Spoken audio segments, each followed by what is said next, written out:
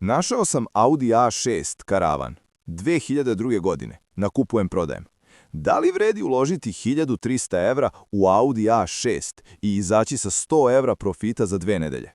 U oglasu piše da je to 2,5 TDI, 155 konja i manuelni menjač. Auto ima skoro 400.000 km i nije registrovan. Pogledao sam uporedive oglase na kupujem-prodajem. Cene idu od 700 evra za oštećene do 3600 evra za sređene primjerke. Kad uzmeš sredinu, medijan ispadne oko 1575 evra. U odnosu na to, 1300 evra je oko 275 evra jeftinije.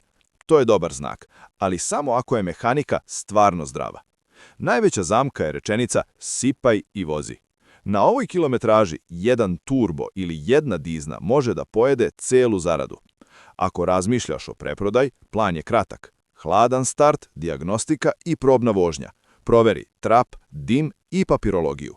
Ako sve prođe čisto, ciljaj brzu prodaju oko 1500 evra. Ako nešto zapinje, ne ulazi. Bolje je preskočiti nego popravljati godinu dana.